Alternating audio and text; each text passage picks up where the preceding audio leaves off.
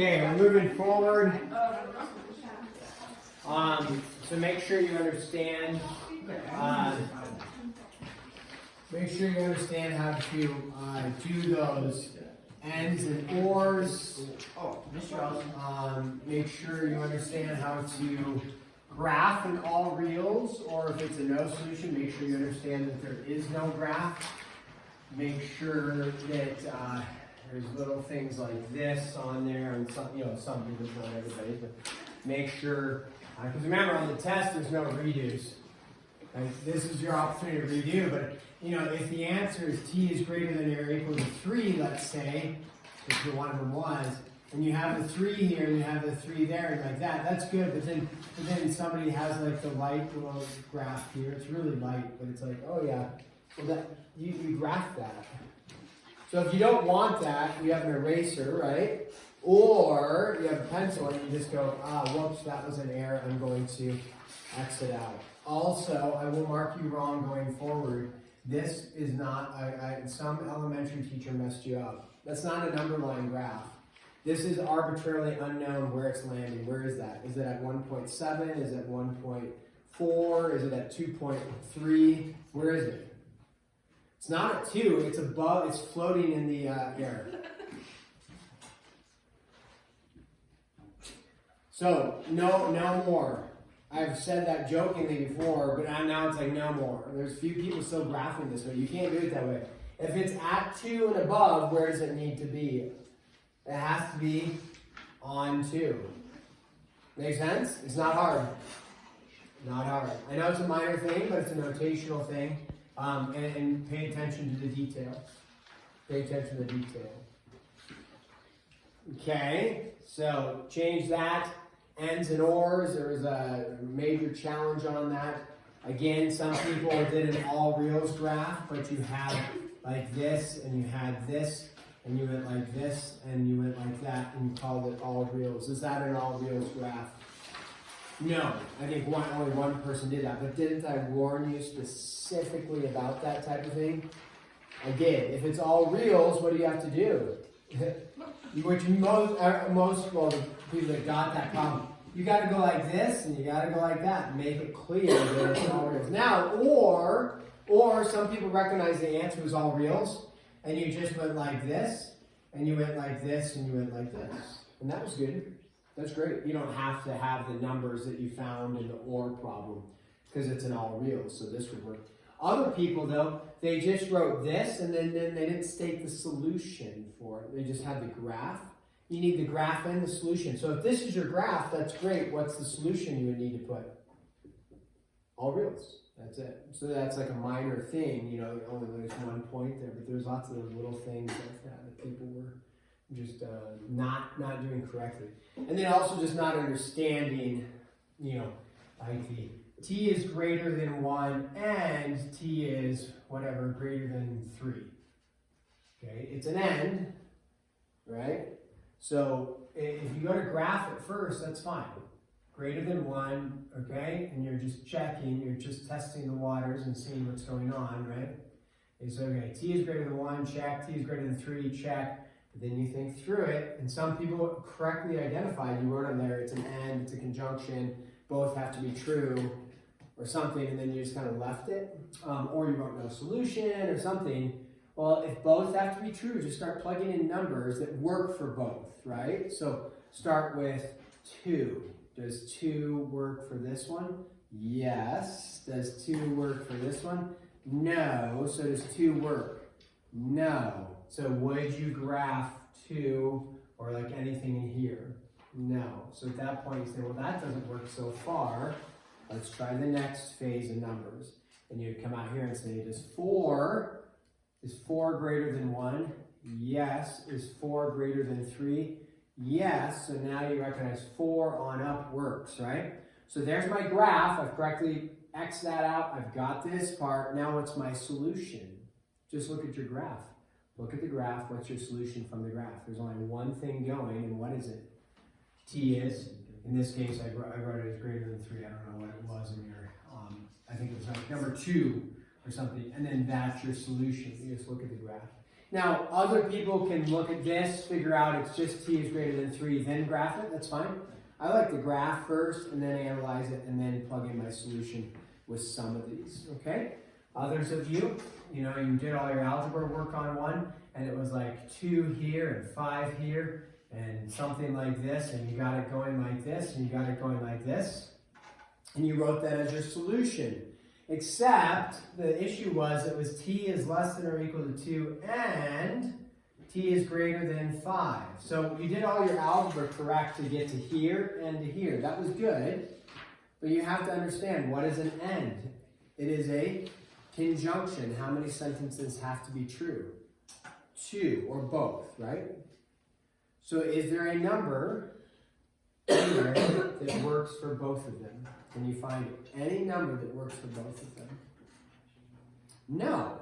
So that's where you have to be able to think through that yourself, right? Now again, this wasn't everybody, but some people, several people, it's like, oh, you guys should know this. You should be able to do this. You have to be able to think and ask all these questions. Because I ask all the questions and you nod, but you don't really understand. Because if you understood, you get it correct, right? Because the math wasn't hard. Everybody could get to that. I think everybody did. It's the understanding of conjunction versus disjunction. So if it's an and, like this one, it's an and. Find a number that works for both. And you'd look up there and be like, 0. Only works for here. 3 doesn't work for either. 6 only works for here. There's no number that works for either of them. Therefore what? No solution. And some people did this, no solution, and then what did they forget to do? Yeah, cross out the graph. You left the graph, right? So then you're like, okay, you can't have a graph with a no solution. Therefore, either erase it or just go like this. And I think somebody had all reals or something for the answer, which is great. One of the answers was all reals, but then they went like this with the graph. They said, oh yeah, no graph. No, all reals means all things work, not nothing works, okay? So there's a lot of little things like that that just didn't connect. It was like and maybe it's the sickness that we all have that just doesn't quite connect. Because there was a lot of like, we're almost there in a sense, and then it's like, what happened? Something dropped off there, okay? So again, mid-chapter assessment, probably part of the issue is people don't study that hard for them, I don't think. Do they? Because you can do what? Corrections, right? So I don't think it's like this intensive study and you're working really hard and then it's like you get there. I think there's a little bit of study and then, okay, we'll just do corrections, which is great. It's awesome. You can raise your average. What was our average? An 80, and the average will now become a 90, which is like really high. So it's great. Okay, but make sure you understand it for the test. Bergen. Okay, so for number 3, I got that it is which is like all those things. Yeah. But do you graph that like this? So yeah, you got a is greater than -4, which you recognize as a true statement because your y's disappeared on it. And so you said true, and you said all reals, that's great. And then you need a. Oh, so this was you that did that. Yeah. Oh yeah. So yeah, if you get in all reals, but so Bergen, she outed herself here. She got 8 is greater than -4. This is on number 3, right? So 8 is greater than -4, which is a unique solution. You're like, that's weird looking. Where's my variable? But it's a true statement. She recognized, hey, this is true. She even wrote true, which is great. And then she got all reals. To do that graph, rather than thinking, I need the 8, I need the -4, you just need to let me know on a graph that every number works. And that's where you don't even have to put a number there. You can put a closed dot there and then go like that. Yeah. Or, I mean, if you're into the squiggly, you can do the squiggly like that. That's fine. Only error that some people do is they make some sort of open circle for some reason, and then they go like that, which represents everything works except for whatever that is. So make sure just everything goes. Yeah. And if you feel like led to and you really want to, just put a number there. Sure, 8. I think somebody on their test put like 2.1 or something. I don't know. For some reason, I can't remember why, but 2.1 there, it doesn't matter. Just as long as every number is represented. Okay? So, all right, we're going to move forward to 2.4. What are we doing Monday? Review. No, review and then test. So what are mid-chapter corrections, mid-chapter assessment corrections due?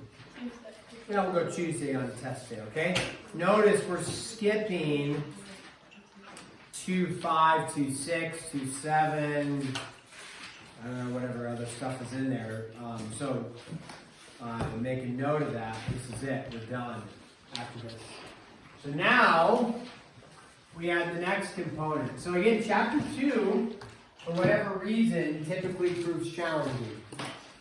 Which, as our mid-chapter assessment shows, again, an average of an 80 is not like atrocious. Nobody flunked it. I think, everybody was D's, C's, B's, or A's. So it's not like horrendous.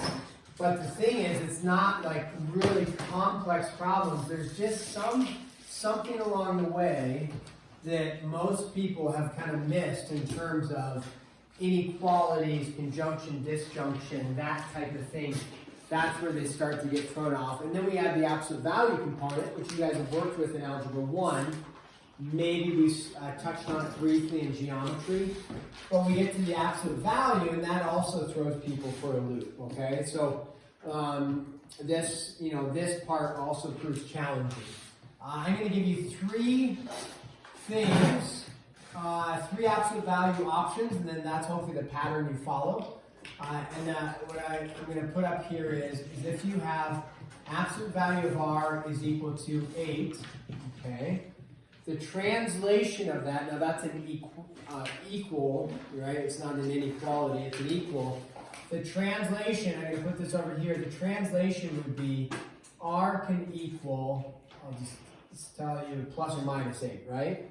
Because if you plug in an 8 or a negative 8, the absolute value both make it 8. So then when we go to graph that, you would have, and if it's an equals, you would have a negative 8, and you would have a positive 8, and you'd have a dot, and you'd have a dot like that. Okay, so if it's an equals, you're going to end up with 2 dots on there, in general. I mean, if sometimes you may only end up with 1 dot, depending on the solution and what it's equal to, but in general, you'll end up with 2 dots. Okay, the next one is absolute value of, we'll pick a different variable, t is less than, let's say, 10. Okay. Now, they get harder than this just because they have like t minus 7 on the inside or something, but we start with this. We say, okay, absolute value of t is less than 10. If it is the absolute value and it is less than 10, it'll always follow this rule. Meaning, is it going to be a conjunction or disjunction? All right, conjunction or disjunction. Well, let's graph it and then see what we end up with. So if we look at this, we say, okay, t is less than 10. Let's go with 10 right here, open circle right here. Which way am I going to start going, left or right? If t is less than 10, we're going to go to the left. Okay. So as I go to the left, before I just send it to the left and move on, we recognize its absolute value, so something's going to change. Where is it going to run into an issue? At what value? Negative 10, right? You hit negative 10, which we'll throw right here. If you go past and you say, I'm at negative 20, you plug that in. Is the absolute value of negative 20 less than 10? No, right? What's the absolute value of negative 20? 20. So 20 is not less than negative 10. Therefore, where do we need to fall? Well, we go all the way and we stop right at negative 10. Can't go any farther. So what kind of statement does that make? Does that make an and or an or? If I was going to take my graph and write an answer, I would say what? T is less than 10 and greater than negative 10. So anytime you have an absolute value that is less than, it is going to form a conjunction. Always form a conjunction. Now there are some unique ones, like if it's absolute value of t, I'll just, let's say you have absolute value of t is less than 0.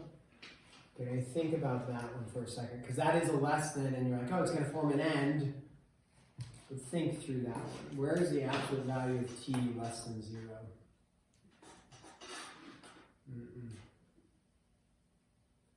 Lana says,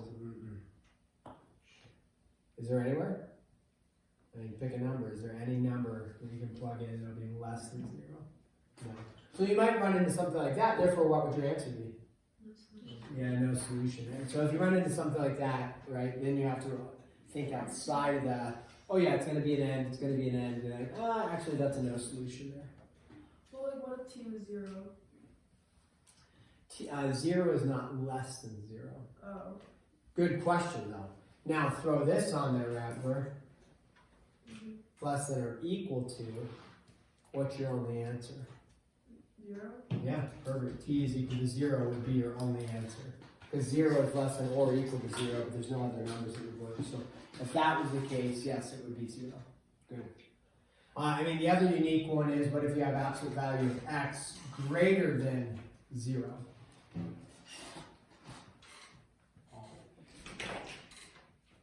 Almost all reals, except for 0 in this case, right? Because it's at equal to. Now you go like that, now it's all reals.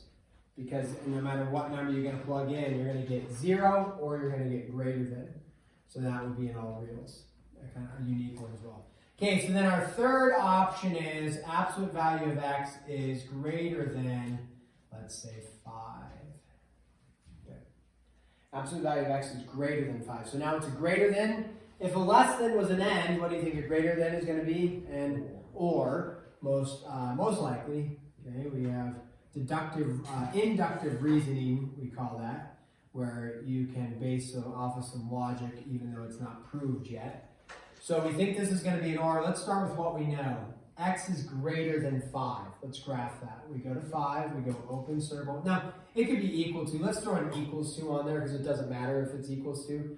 We're focusing on the greater than. So if it's equals to 5, equal to 5, we go close circle on 5, and then which way do we go? We go to the right. Okay, x is greater than or equal to 5, so we go to the right. So then we say, well, are there any other values that work for us? And you pick some values. What about, like, 0? Is 0 greater than or equal to 5? No. What about negative 2? Is negative 2 greater than or equal to 5? No. What about negative 6? Yeah, because it's absolute value. So you see down here, if you had a 5 here, now you're going to also have a negative 5 there. And then all the close, because it's equal to, and then all the values going to the left there. Okay. So then you look at that, and what kind of graph does that form? Is that an and or an or? It has to be an or. If you write and, there's no solution. So it's an or, where you say t is less than or equal to negative 5, or t is greater than or equal to 5. There you go. Okay?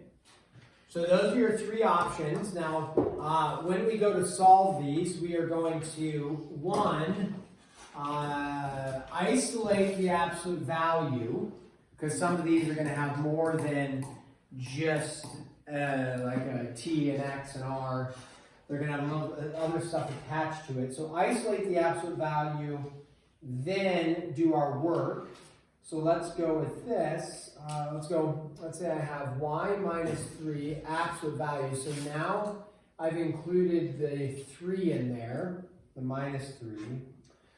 So with this, okay, make sure the absolute value is isolated, which you have to look at as the whole thing. Is there anything attached to it on the outside is the question. The answer is no, right? It's by itself. Once you've isolated it, then you just follow our pattern. You come over here, it's not an equals to, right? So, okay, we're not doing that. It's not a greater than, it is a less than, right? Now, it doesn't matter that it's less than or equal to, except for our final answer and then the graph. So what we're stating is this value in here is less than or equal to 2, but since it is an absolute value, it's also, what did we do here? We said t is less than 10 and greater than negative 10. So we're going to take this, we're going to say this is less than or equal to 2 and what? Less than or equal to and greater than or equal to negative 2. The error occurs here is that people change. They say y minus 3 is less than or equal to 2, but then they write something like this. They say y plus 3 is greater than or equal to negative 2. Why do they think? They know something's got to change, right? Because you've listened. You were breathing in here. You heard me say you've got to have the 2, then you got to have the negative 2. There's the change of sign. So your brain tells you this turns into y plus 3. Why does it turn into y plus 3? Yeah, because of absolute value. They say, oh, absolute value must be plus 3. But it's not. Okay? So Hopefully you won't make that error there. On the test, if you only do the right side, I might not even give you any points. Because the whole point of the absolute value is to understand that there's two things happening, not just what you see. So you have to be able to identify it's less than or equal to 2, and there's this additional component, it's greater than or equal to negative 2. So once you have that, there's no difference in what we were doing before. We just add 3 to all three sides. Okay, and then you get 1 greater than or equal to y less than or equal to 5. And then you graph it. Then you have 1 and 5 like this, and then you connect the dots. Okay. So the math, if you will, isn't hard. It's remembering the pattern. I think when you have just this, most people understand how we get that. They're like, oh yeah, that makes sense, going from 10 down to negative 10. You throw in the -3 and it's a little hard conceptually, but just follow the rule on that. So then if we have an absolute value of 2x minus 3 is greater than or equal to 1, isolate the absolute value, check, done. Now we need to set up our inequality. What is our inequality going to be? Is it going to be an and or is it going to be an or? It's going to be an or, because it's greater than or equal to, right? So we go here and we say, okay, we leave this and this and this. We say 2x minus 3 is greater than or equal to 1. That always stays the same. Again, that won't actually yield any points for you probably. The next part is what yields the points, because you understand something's got to give. What never changes is this. This always stays the same. So we say or, okay, this stays the same, and then what do? We switch inequality and we switch the sign here. Okay? So we say it's no longer greater than or equal to, it is now what? Less than or equal to, and then instead of 1, we write negative 1. So in both the and or the or, you're just changing, excuse me, you're changing this and you're changing this. But you're never changing this. Okay? And then if that's like, oh, why is that the true? Just come back to a basic example like this, where I think most of us would say, oh yeah, that makes sense why this is working. We walk through it and it makes sense. Then just apply the steps to here, even though the look is different. And then we solve. 2x is greater than or equal to 4. X is greater than or equal to 2. Or 2x is less than or equal to 2. X is less than or equal to 1. And then we graph that. And we have 1 closed circle left, 2 closed circle right. There you go. And then this is your, by the way, this is our solution here. And then this, is our solution there, and then the graph, is our solution there. Yeah. So what happens when we have one like, let's go here, let's throw an equals 1 in there, just to make sure. Okay, we have 2t minus 3, and then plus 2 is equal to 5. Okay, before you do, again, any work with greater than, less than, equal to, switching things around, isolate the absolute value. So make sure the absolute value is by itself and then work from there. So what's my first step to isolating the absolute value? Just subtract the 2 up, right? So we have absolute value of 2t minus 3 equals 3. Now what people do is they actually mess with this. They say is equal to plus or minus 5, and then they try working with it, and then an equality and it equals an equation. That'll work out, but when you get to less than or equal to, then it doesn't work out. So isolate, done, then mess with the sign change. Don't mess with the sign change and then start manipulating things. So now I know that this is equal to, if we get a 3 on the inside, we're good. If we get a negative 3 on the inside, we're good. And so you just say, okay, 2t minus 3 equals 3, or 2t plus, I'm sorry, I made the error, minus 3 is equal to negative 3. So you keep the inside, and then you just change this from a 3, and then you change it to a -3. And so you get 2t is equal to 6, t is equal to 3, and 2t is equal to 0, and t is equal to 0. And there's your two values. So you can either plug in 0 or 3, and you just put 0 and 3, and you put dots there. Since it's an equality, an equation, you don't put any arrows anywhere. Okay, let's do this one. I think we'll do one more. And we have 1/2 absolute value of d. So now we've got a coefficient on the outside. Plus 5 is greater than or equal to 2 absolute values of d. So now we've got absolute values of d on both sides minus the 13. Okay. So with that, don't let the absolute value of d be confusing in the sense of, if it was just a variable d and there's no absolute value, you would just combine your d's and solve, right? And so you treat it the same way. If this is an absolute value of d here, it just needs to combine with absolute value of d's over here. That's it. So you just treat it like a variable. Since now if this was just d, then this and this wouldn't work together. But you're not going to see that, okay? So you're only going to see absolute values, so those work together. If you don't like the fraction 1/2, what could you do to the entire thing if you wanted to? Multiply by 2. If that would be helpful, you could do that. Or you can work with fractions. It's up to you. If you multiply the whole thing by 2, that's fine. You would get this plus 10. You don't mess with this because you didn't multiply by -2. You just multiply by 2. And so then you would end up with something that looks like that. And so that's fine to do if you want to do it that way. Just making sure 2 goes to everything. So we'll leave it as that because that was our first step. Now it doesn't matter if you subtract the 4 over or subtract the 1 over. Just depends on if you do one way or the other, you'll have a negative. I'm going to actually subtract this 4 over just to make sure we don't forget what we do when we have a negative. So I subtract that over. I'm going to subtract the 10 at the same time.